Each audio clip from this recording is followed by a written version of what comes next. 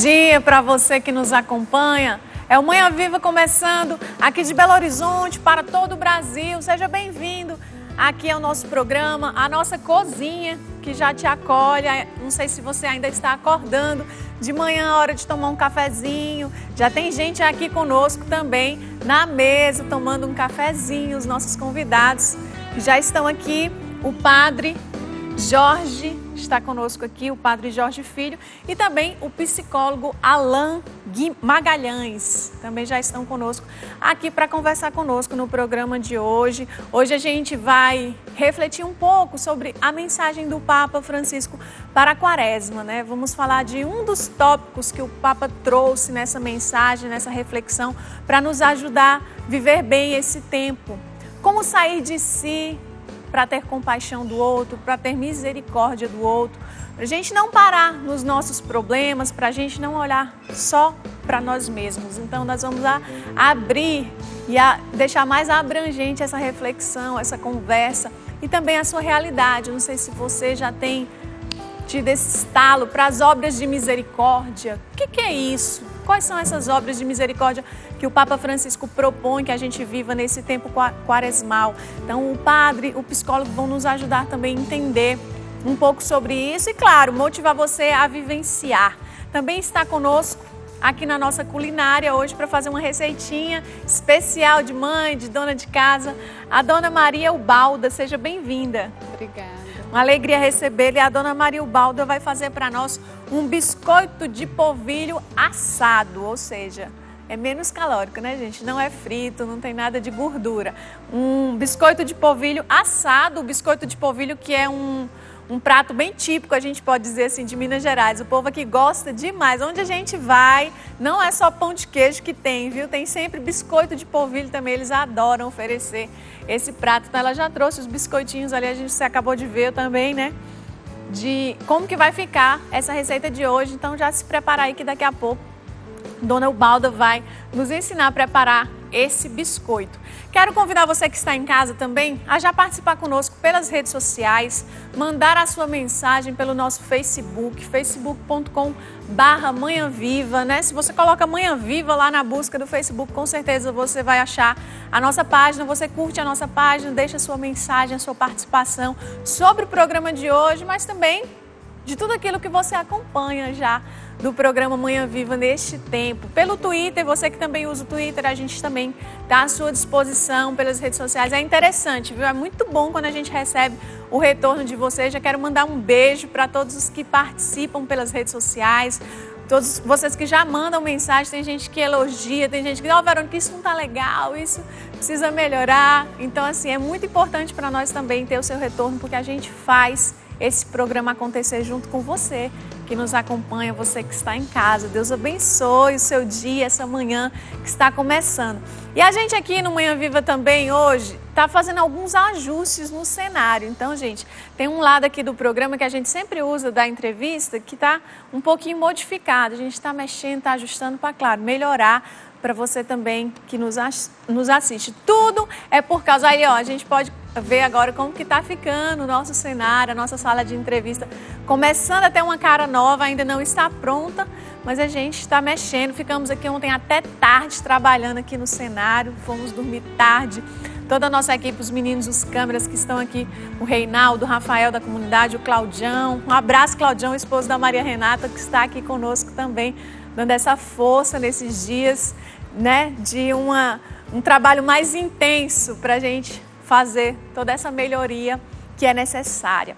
Então, bem-vinda, Dona Ubalda. Daqui a pouco a gente vem para a nossa receita, esse momento super especial que todo mundo espera, todo mundo gosta, viu, da receita. O povo fica esperando em casa esse momento da culinária no programa Manhã Viva. E eu vou ficar aqui nesse cantinho bacana, né, que é a mesa, que é um lugar da gente realmente se confraternizar, da gente partilhar a vida, da gente dividir as nossas experiências. Então, eu acho que hoje está bem adequado mesmo dentro desse assunto que diz respeito a todos nós, que é um convite para que todos vivam esse sair de si, essa compaixão, essas obras de misericórdia e nesse clima mais agradável, mais aconchegante, de casa mesmo, na mesa. Você é mineiro, Alain? Eu sou cearense. Olha só, eu também sou pernambucana, 2 nordestinos, então. O padre é mineiro. Mineiro de Belo Horizonte. Olha só, esse é da gema, como se diz, né? Eu nasci em casa. Ó, que bonito, padre. Muito bem. Histórias antigas, né? E interessantes. Hoje em dia, pouca gente nasce em casa. Nasci no Monte Parteira. Eu uso dizer, não fui trocado. Eu não nasci em casa, não, mas eu nasci no corredor do hospital. Muito bem. Chegou no hospital, não deu tempo de ir para a sala de parto. Foi ali mesmo, no corredor, que aconteceu o meu nascimento. Mas graças a Deus deu tudo certo, né? Estou aqui. Padre, acho que a gente pode começar pelo senhor, né? Essa mensagem do Papa Francisco para a Quaresma de 2016, ela nos provoca bastante para não parar, como eu dizia, né, em nós mesmos, para não olhar para os nossos problemas somente, mas para a gente estar preocupado com o outro, se interessar pela realidade do outro. E essas obras de misericórdia, principalmente que ele traz como passos concretos para a gente não ficar só na reflexão. Agora, eu acho interessante que o Papa Francisco ele tem proposto uma nova realidade de vida cristã. É claro, baseado no Evangelho, mas pensando sobretudo no Evangelho do 4º domingo da Quaresma, né, do pai que acolhe o filho que vem com aquele desejo de ser acolhido, porque o mais importante é esse desejo de ser acolhido que o filho tem. E isso desperta no pai um amor totalmente diferente. Quando o Papa nos propõe as obras de misericórdia, ele coloca então para nós, é preciso aproveitar a Quaresma para que você possa não só se espiritualizar de uma forma verticalizada, mas se espiritualizar de uma forma horizontalizada, ou seja, realmente abrir-se para que esta obra seja prática. Eu até diria assim, há uma ideia das obras de misericórdia, mas a obra de misericórdia ou as obras eu realizo no lugar onde eu estou. Aí eu diria que tem que ser uma obra de misericórdia encarnada. Eu como padre na minha paróquia, cada um na sua casa, no seu trabalho, na Canção Nova, nos grupos de relacionamentos, no consultório dos psicólogos. Então, quando eu saio de mim mesmo, tendo a confiança e a segurança de que Deus está comigo, eu consigo então exercer esta obra de misericórdia. As que o Papa coloca, mas também, claro, aquelas que a Igreja nos orienta. Ou seja, não é algo para ficar só no âmbito, né, de reflexão, de teoria de palavras, mas da gente, como o senhor trouxe, né, colocar na realidade que você está inserido, aplicar. Eu até diria o seguinte, eu tenho um pouco de medo nosso de acharmos que o Papa Francisco é um ícone sem ser um ícone que demonstra realmente a figura de Jesus Cristo, né? O Papa, ele para nós católicos, e parece que para o mundo todo, o Papa é aquele que tem demonstrado uma nova realidade de ser humano. Então eu fico preocupado às vezes, não é a figura do Papa, aliás o psicólogo pode dizer muito melhor do que eu isso, né? Não é ele, o Jorge Mário Bergoglio, mas ele com aquela espiritualidade que ele tem demonstrado, nos ajudando a voltarmos para Deus, não desfocar a nossa figura para Jesus Cristo, que deve ser seguido pelo Papa e por cada um de nós. E, aliás, seguido não só na questão cristã, mas no seu exemplo humano também, pelas pessoas que estão aí no mundo, porque o mundo precisa de pessoas humanas. Sim, e pessoas gente como nós, como se diz, pessoas, né, que se colocam à disposição do outro, que é muito importante. Eu depois quero falar sobre uma frase de São João Bosco, que acho que ajuda muito bem. Pode falar, padre. Sim, São João Bosco, então, São João Bosco dizia assim: o Senhor colocou-nos no mundo para os outros, né?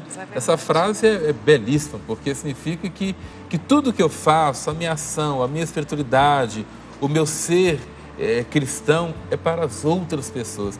E eu acredito que eu só me realizo quando eu consigo descobrir que eu estou para o outro, porque o outro está para mim, e nós estamos aí no mundo, como diz a campanha da fraternidade, cuidando desta casa comum, seguindo a orientação do Santo Padre, o Papa Francisco. E até essa expressão da casa comum, agora como lema, né, como motivação da campanha da fraternidade nesse ano, eu acho que ela é bem abrangente, porque essa casa comum parte da minha casa, eu, meu coração, minha vida, depois a nossa casa como família, a nossa casa como trabalho, a nossa casa como comunidade paroquial na igreja, e aí vai ficando cada vez mais abrangente, quando a gente vai fazendo a nossa parte. Sim, eu acho que isso é muito importante, realmente.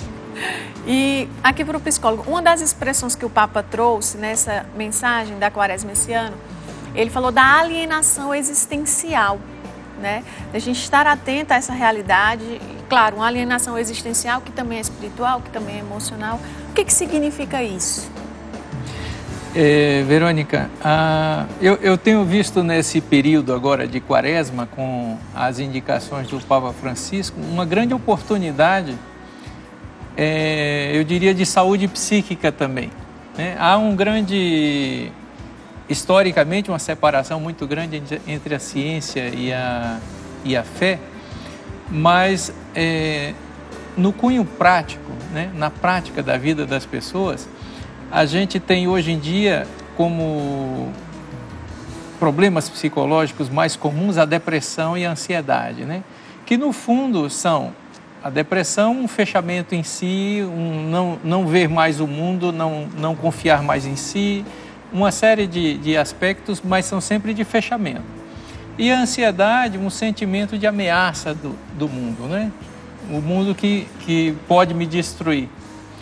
A proposta da campanha da fraternidade desse ano, da Quaresma como um todo, sim, mas a campanha também, ela nos ajuda a sair, né? A tirar o foco de mim e ao encontro do outro. E algumas vezes, como técnica terapêutica, a gente até recomenda a pessoa de fazer uma atividade social, de tentar conhecer a realidade do outro, porque quebra.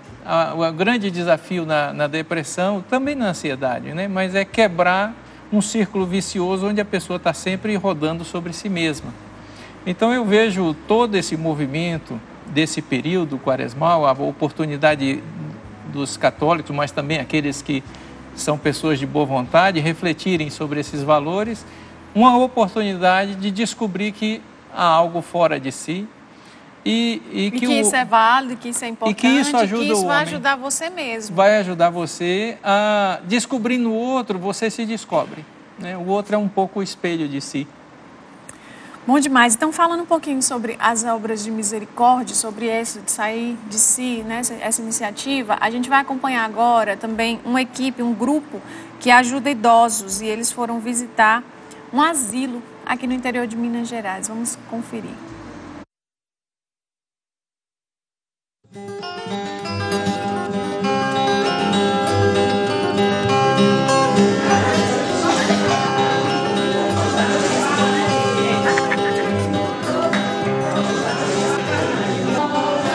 Olá, Verônica. Olá a todos que acompanham o programa Manhã Viva. Nós estamos aqui no Lar Augusto Silva, em Lavras, Minas Gerais, com os velhinhos que a irmã Benigna tanto amava, que ela dizia: a menina dos meus olhos, a corda do meu coração. Estamos aqui em nome da Mãe Bem para dar continuidade ao legado que a irmã Benigna nos deixou, ao exemplo que ela nos deixou. Deixo um abraço para você, Verônica, e um abraço apertado para todos que assistem o programa, e pedimos à irmã Benigna que interceda por todos vocês em suas necessidades. Tá aí uma iniciativa simples, mas, né, muito prática e muito importante, de dica até para você que nos acompanha. Não sei se aí na sua cidade, aí perto de você, tem um asilo, ou um orfanato, ou uma casa de recuperação, ou até mesmo uma cadeia, uma prisão, né, um presídio, porque eu acho que essas iniciativas também são muito válidas e muito próprias nesse tempo, né, Padre? Tá bem propício o tempo, a oportunidade da pessoa poder realmente agir, sair de casa, ir no outro lugar, ir no outro ambiente, encontrar com essas outras pessoas que estão numa realidade diferente da sua. Agora, eu acho muito bonito o trabalho, a visita aos asilos, às creches, mas eu diria que hoje a nossa maior preocupação, eu até diria assim, a nossa ação dentro das obras de misericórdia estão mais também urbanizadas, não é? Uhum. Vindo para cá, enfrentei um trânsito, então eu preciso ter, o psicólogo é expert nisso com certeza, né? Eu preciso ter equilíbrio no trânsito. Paciência. Eu preciso ter equilíbrio nos relacionamentos, até dentro da igreja. Às vezes, eu vejo o Papa que fala: eu prefiro uma família que esteja lutando entre si para ser família. Há uma família toda estruturada, mas superficializada. Então, eu até acho assim, se nós padres um dia chegarmos para a missa dominical e a nossa paróquia estiver com poucas pessoas, se aquelas pessoas que não vieram sentiram que naquele dia não estavam bem para estar com outros e resolveram ficar em casa para fazer uma meditação sobre si mesmas, para depois se oferecerem melhor à igreja, é melhor que as igrejas estejam vazias, para que as pessoas sejam preparadas, porque não posso oferecer numa celebração, numa vivência comunitária, algo que eu não tenho. Aliás, me permita lembrar de Santa Teresa de Jesus, a grande doutora da igreja, carmelita descalça, que dizia: quem começa a servir ao Senhor, o mínimo que ele pode oferecer é a própria vida. Quer dizer, se eu não posso oferecer a minha vida, se eu não estou bem naquele dia, por favor, faça uma obra de misericórdia. Fique em casa, reze, medite e quando você estiver bem, saia para o mundo para evangelizar. Olha só, forte essa reflexão e essa orientação também do padre. Isso mesmo. Então, daqui a pouco a gente volta, a gente está chegando já no nosso intervalo e o Alan vai falar um pouquinho para a gente no próximo bloco qual é o mal que causa, que faz quando a gente se fecha em nós mesmos, quando a gente fica isolado do mundo, da vida e dos outros também. Tem os dois lados, né? O padre falou dentro de um contexto, mas isso também é muito prejudicial.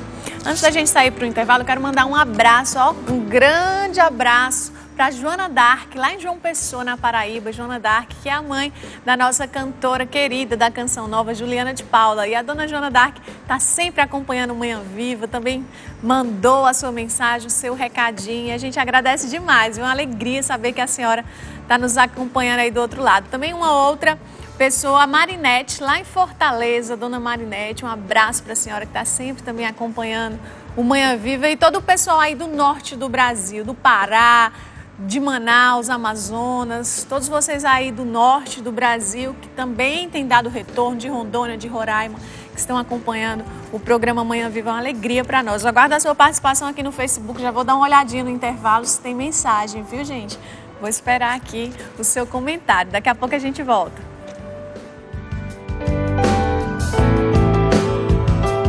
Estamos de volta, Manhã Viva de hoje, refletindo a mensagem da Quaresma que o Papa Francisco nos enviou para a gente viver bem esse ano de 2016. Estamos no ano jubilar da misericórdia, nessa Quaresma que fala casa comum, responsabilidade de todos. E a gente falando sobre um trecho dessa mensagem do Papa, é a importância da gente sair de si por causa do outro.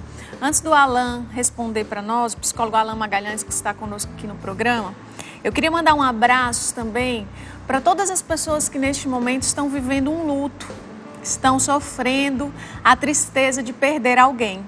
Eu comecei o dia de hoje vivendo um pouco disso, né? Recebendo notícias da minha cidade. Eu sou do interior, então no interior a gente é muito próximo uns dos outros e parece que o conterrâneo é parente, né? A gente sente muito essa proximidade. Então faleceu ontem na minha cidade um primo até, amigo nosso, jovem de infarto fulminante. Então uma morte inesperada que a família não esperava, né? Tinha filhos, casado, a mãe viva. Meu irmão sofreu um acidente, graças a Deus está vivo também, mas esse susto, esse medo que pode ser que muitas mães que nos acompanham, muitas pessoas, muitas famílias estejam vivendo uma enfermidade, um luto. Hoje também faleceu uma senhora que foi minha primeira catequista, ela era responsável da catequese, da divulgação da fé mesmo na nossa cidade, principalmente antes, quando ainda não tinha um padre ali morando perto.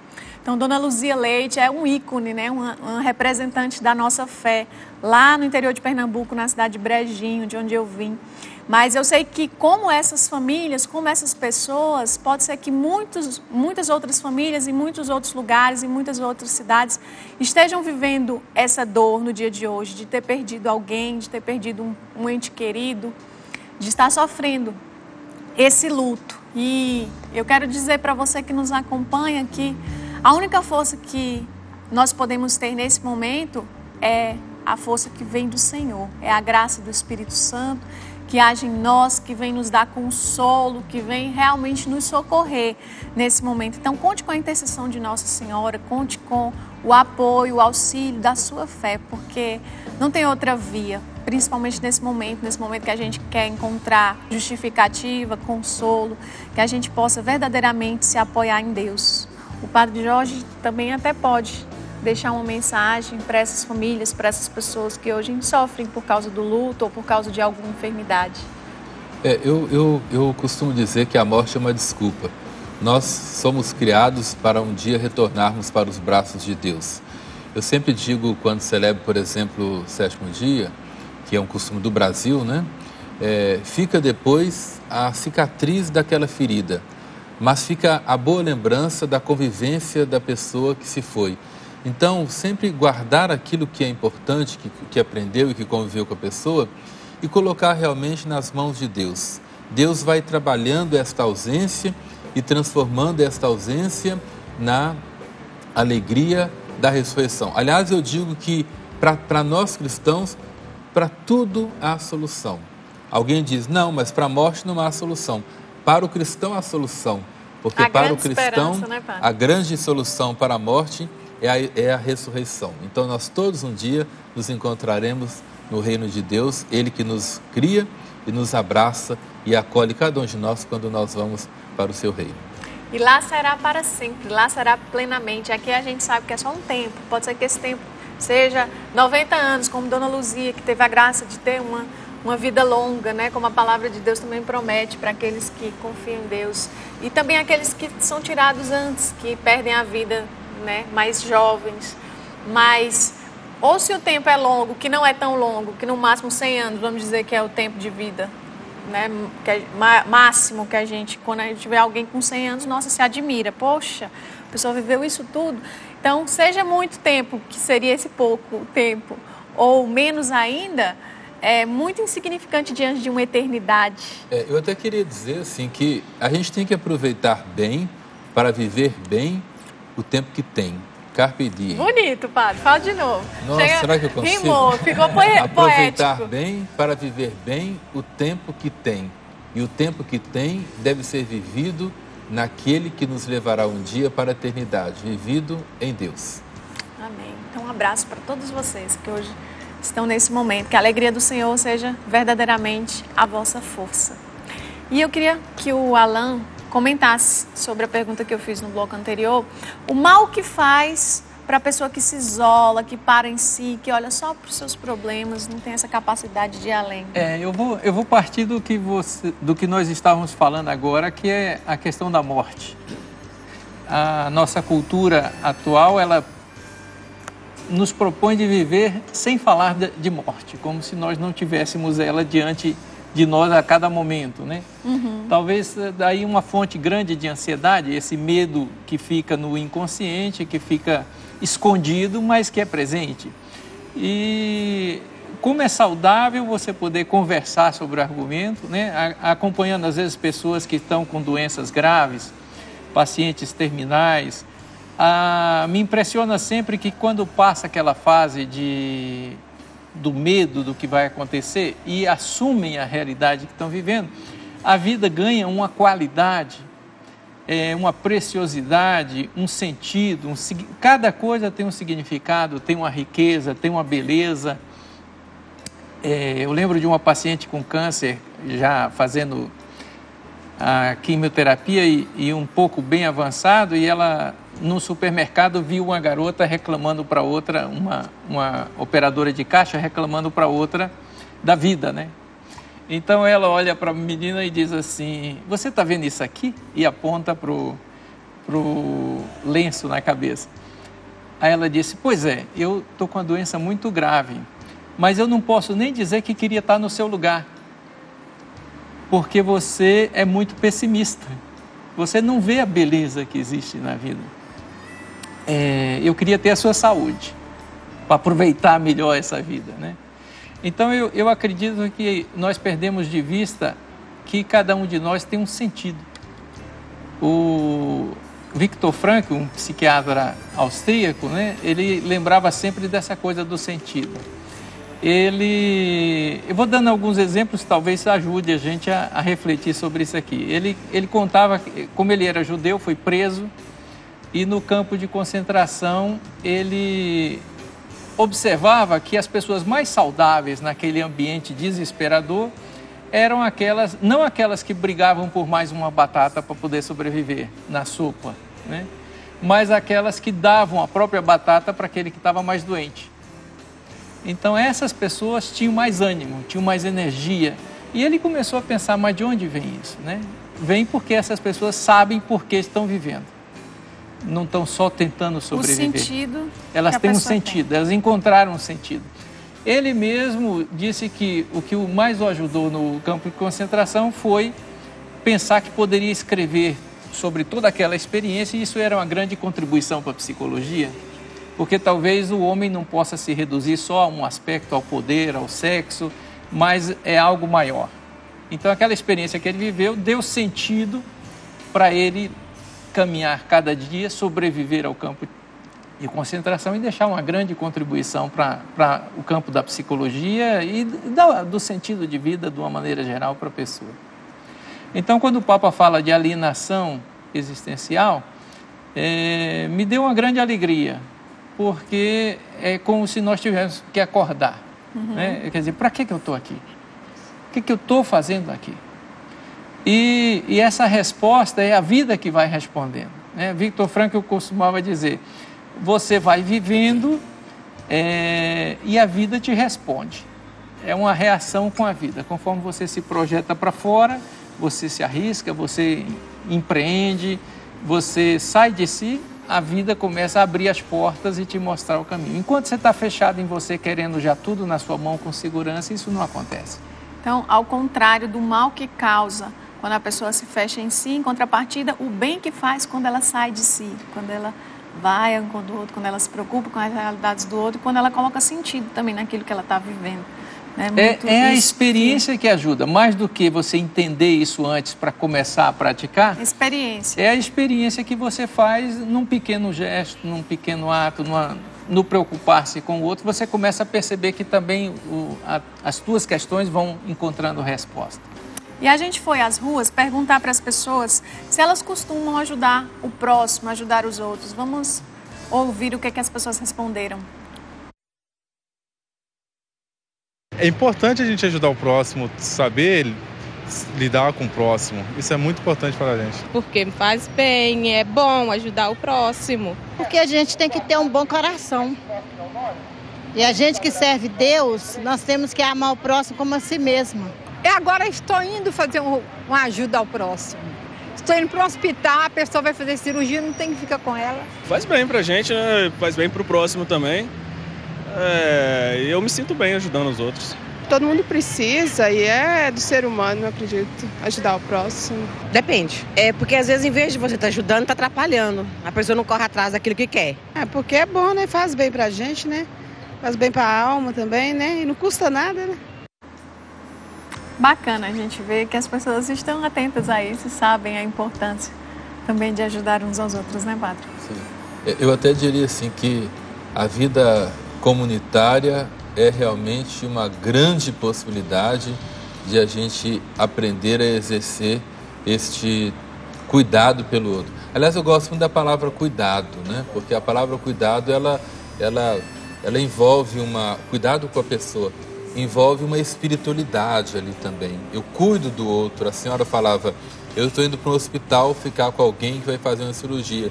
Então, o cuidado pelo outro. Quando você tem esse cuidado, esse zelo pelo outro, você acaba tendo cuidado consigo e zelando por si. Acho que a vida eclesial é muito interessante, né? Nós falamos muito da vida paroquial, mas a vida eclesial, nos movimentos, nos grupos, nas pastorais, por exemplo, eu acho que vivendo a família, a pastoral familiar, os movimentos que trabalham com famílias, nós temos o SCC, por exemplo, que trabalha. Aqui em Belo Horizonte, este ano, em julho, nós teremos o 21º Congresso do SCC. Vamos receber em torno de 1.500 pessoas para esse trabalho de todo o Brasil, inclusive de Pernambuco, né? E do Ceará. E aí, para receber esse pessoal, tem mais de 500 pessoas trabalhando. Olha, isso tem 3 anos que estamos... Veja como este cuidado com o outro tem envolvido a gente. Então a gente agradece quando a pessoa fala, eu me coloco à disposição para cuidar do outro. E ela se esquece, ela esquece de si, esquece das dores, das angústias, da depressão, como dizia o psicólogo. Por quê? Porque não tem tempo. Quem cuida do outro não tem tempo de sentir as próprias dores, porque as dores viram alegria e esperança no sentido do cuidado da pessoa que está perto. É quase como uma mãe, né? A mãe, poucas necessidades ela tem e ela expressa. Quando a mãe vem reclamar, é porque realmente está precisando, porque ela se preocupa tanto com os filhos, porque tudo é para os filhos, porque tudo é para casa, é para o marido, né? Uma mãe dedicada que a gente vê, eu acho que é um grande exemplo de doação, de entrega, dispor de si em favor do próximo. Eu quero mandar um abraço aqui para Maria Salete, que está aqui no Facebook, mandando mensagem aqui na nossa página do Manhã Viva, desejando um bom dia para você também, Maria Salete. E para Francilma, que também disse, esse programa nos aproxima muito de Deus. As pessoas que estão aqui também vibrando com as novidades no cenário, apesar do programa já ter pouco tempo, né, aqui em Belo Horizonte, mas que bom que já estão fazendo ainda mais melhorias e vibrando aqui. A Julie, que já veio aqui também fazer culinária para nós. Manda uma mensagem também, você que nos acompanha, que quer participar do programa, pelo Facebook, pelo Twitter. Manhã Viva é o nosso endereço. Daqui a pouquinho a gente volta com a dona Ubalda ensinando a fazer o biscoito de polvilho, que está todo mundo com água na boca, né, para aprender. Até já!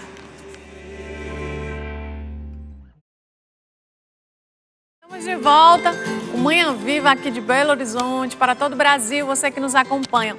Quero comentar sobre uma mensagem que a gente recebeu aqui no Facebook, uma sócia falando assim, nossa, por que quando o Manhã Viva entra no ar, fica no meio da tela, fica uma tarja preta, ou na lateral, ou embaixo, em cima. Então tem gente perguntando e reclamando. Nossa, na hora do Manhã Viva parece que a imagem não fica tão boa. Então, quero explicar para você, mas também fazer o nosso apelo aqui para quem acompanha a Canção Nova. Isso é porque nós estamos ainda dentro desse desafio para digitalizar a TV Canção Nova, né? Faz um tempo que a gente já vem divulgando isso, fazendo essa campanha da digitalização da TV. É justamente para isso, porque nós precisamos trocar todos os equipamentos da TV Canção Nova para a gente passar para o digital. Então, os programas que são feitos de Cachoeira Paulista, nós já conseguimos essa qualidade dos equipamentos já serem digitais. Quem faz os programas de outros lugares, como é o caso da gente em Belo Horizonte, mas também de São Paulo, de Brasília, onde tem TV Canção Nova, em outras partes do Brasil, Aracaju, a gente ainda não tem esses aparelhos digitais em toda a nossa emissora. Então, por isso que nós contamos com a ajuda das pessoas que nos acompanham, das pessoas que acreditam nessa obra, que são beneficiados também pela evangelização da Canção Nova.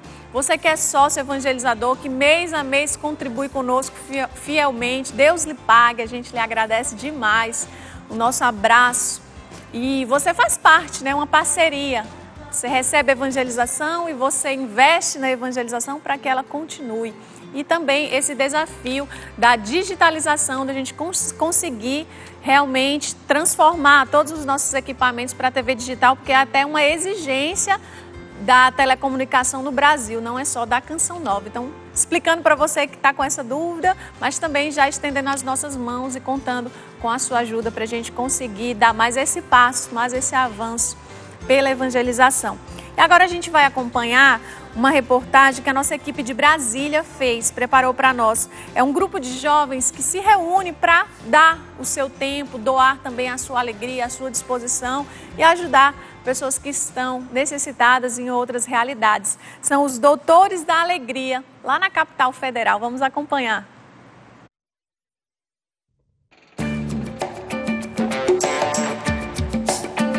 Na correria do dia a dia, o tempo torna-se um tesouro precioso. São muitas tarefas, uma rotina cansativa, mas mesmo assim é possível encontrar pessoas que doam seu tempo para ajudar o próximo. É o que faz um grupo voluntário que visita hospitais em Brasília. O grupo Laços da Alegria, como o próprio nome já diz, leva alegria para as pessoas. São jovens que se vestem de palhaços, com a missão de provocar sorrisos por onde passam. Agora, eles estão se arrumando, pintando o rosto para começar a brincadeira. A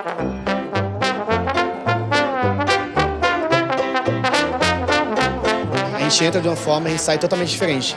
Então a gente entra com o pensamento, vamos ajudar. Mas no final acaba que a gente é ajudado mais do que a gente ajuda os pacientes. Então pelo retorno que traz pra gente é interessante, é muito emocionante. O importante é você ajudar as pessoas.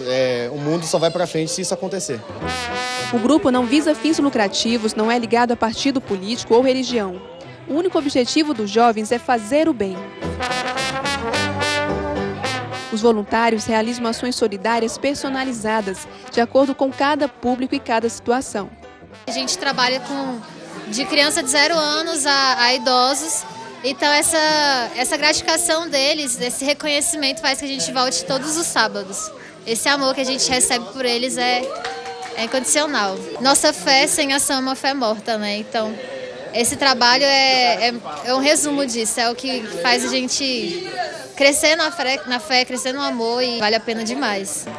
A alegria é contagiante, não tem como não cair na diversão. As crianças adoraram a visita. Eu não posso sair daqui para ir para casa brincar com meus outros amigos. Eu gosto quando eles vêm aqui, eles me animam. O movimento Laços da Alegria surgiu em dezembro de 2011. No início, eram alguns amigos que gostavam de fazer o bem ao próximo. Hoje, o grupo conta com aproximadamente 120 voluntários. Os jovens atuam em 3 hospitais do Distrito Federal. Na última quinta-feira do mês, a visita é na Associação Brasileira de Assistência às Pessoas com Câncer. Participe de algum trabalho voluntário que seja. Gentileza gera gentileza. É clichê, mas é verdade. E o pouquinho que a gente faz, a gente já transforma o mundo. Já. A Cláudia é enfermeira no hospital e relata que o trabalho realizado pelo grupo ajuda na recuperação das crianças. Um trabalho louvável, um trabalho muito importante. O hospital, a princípio, o seu papel principal é a cura física. E eles vêm com a arte, né? Com esse trabalho cultural, artístico, que trabalha o emocional, o psicológico. O trabalho voluntário dos jovens nos ensina uma lição. Como o próprio Papa ressaltou na mensagem para a Quaresma, a nossa fé se traduz em atos concretos e cotidianos, destinados a ajudar o próximo. Portanto, nunca é tarde para ajudar. E você pode começar hoje.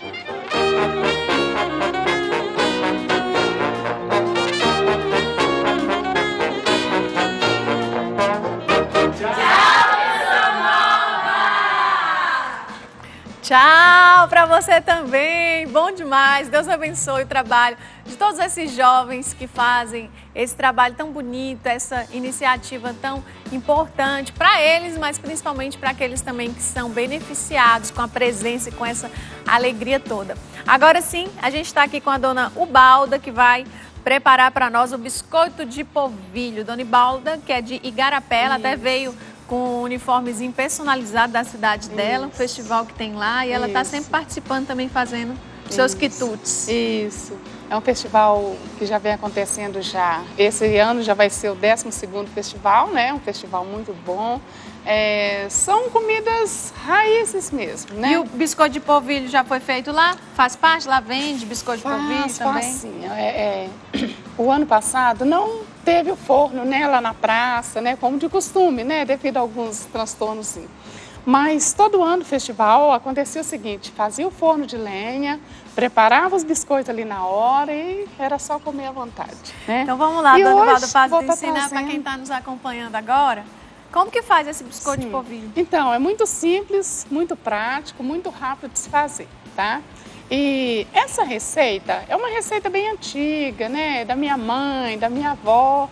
Eu sou do norte de Minas, né? O pessoal lá não gosta muito de comida, né? Dona, vamos fazer o seguinte, a senhora vai começar a fazer e a senhora vai me contando essa história enquanto a senhora vai fazendo por causa do nosso tempo, senão a gente não consegue. Então, meio quilo de polvilho, tá? Meio copo americano de óleo, 2 ovos inteiros, 1 copo de leite, 1 copo de água, uma pitada de açúcar para dar mais amor, mais sabor no biscoito, né? E um salzinho também, porque uma vida sem sal não é vida, né? Sem graça. Sem graça. E o esse polvilho é doce ou azedo?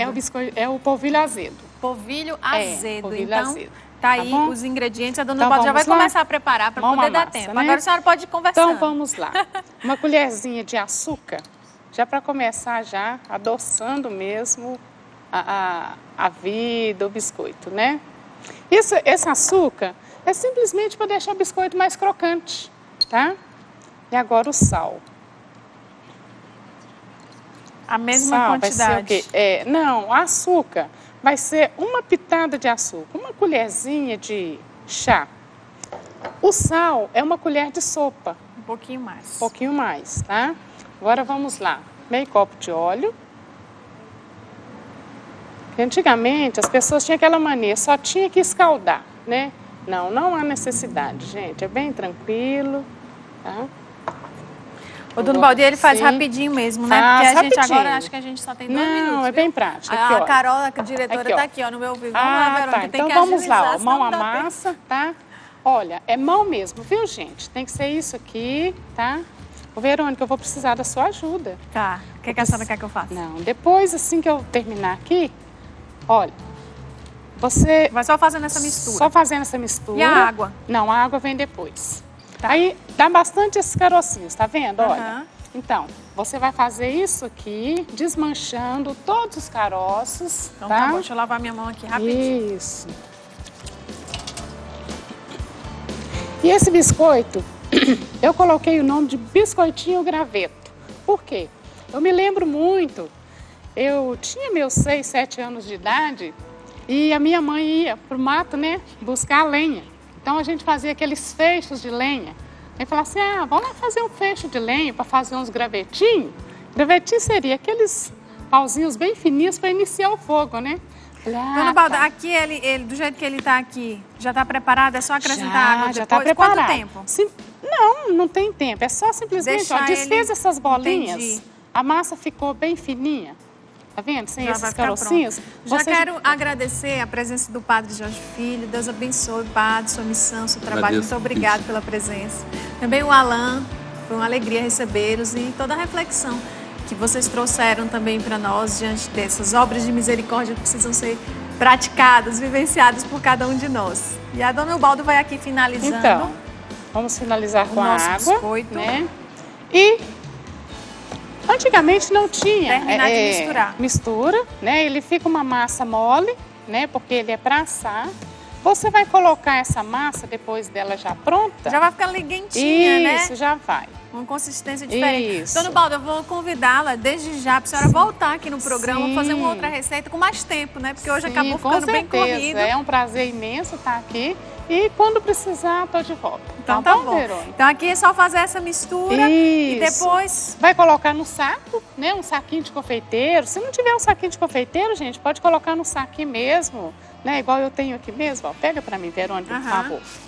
Aqui, pega um saquinho, fura um buraquinho. Simples. Saquinho simples. Fura um buraquinho mínimo, viu, gente? Tem que ser bem fininho. Por isso é que tem o nome de gravetinho. Ele já tá furado aqui ainda não, né? Não, ainda não. Então a gente vai furar então aqui na pontinha. Isso. O buraquinho aqui. É, mas bem pequenininho. Coloca aí dentro. A senhora vai fazendo aquele formatinho compridinho ali do biscoito. Mas é bem fininho mesmo. Aí põe na assadeira e leva ao forno. Põe na assadeira, leva ao forno. No máximo 10 minutinhos. É bem rápido, bem prático e muito saboroso. Vamos colocar aqui enquanto a gente vai terminando já. O programa está no final, mas enquanto a gente vai saindo, a gente vai colocando aqui. Deixa eu só lavar minhas mãos aqui, Vera. Para fazer, ver se a gente consegue, né, finalizar, para ver se dá tempo de fazer o formatinho do biscoito. Gente, a massa fica nessa consistência aqui, ó, bem pegajosa mesmo. Bom, é interessante a pessoa que está em casa saber o ponto, né, Dona Baldo? Se quiser fazer ele também frito, vai diminuir simplesmente na água e no óleo. Você vai fazer a massa mais dura, enrolar, né? Vamos lá, Verônica. Verônica, olha, esse furo aqui foi um pouquinho grande. Foi grande, a gente exagerou um pouquinho, mas não tem problema não. Deixa eu pegar a assadeira aqui. Olha, gente, não precisa untar a assadeira, tá bom? Hoje, literalmente, eu coloquei a mão na massa, né, gente? Aqui, olha. Vai dar pra pegar assim. Olha só. Olha aqui, ó. É bem fininho, tá? Esse aqui ainda tá grosso ainda, porque a Verônica, ela exagerou no furo, demais viu, o buraco, gente? o saquinho, mas né? é isso aqui, olha. Fica muito saboroso. Então, ó, não precisa untar a assadeira. Não. Só essa mistura que ela fez aqui, só vai deixando aí então no formato. Se quiser bastante, pega uma forma maior e vai distribuindo, ou faz várias. Quanto tempo precisa ficar no forno? Não, 10 minutos. 10 minutinhos? Coisa rápida. Depende muito da temperatura do forno, né, Verônica? Mas então ele tá é bem pronta rápido. aí a receita do polvilho assado da dona Ubalda. E depois a gente também disponibiliza o link do programa tanto no YouTube como no Facebook para você acompanhar direitinho, mesmo tendo sido tão rápido, você rever e fazer aí também na sua casa. Deus abençoe você, amanhã a gente volta, gente. Até mais. Um abraço.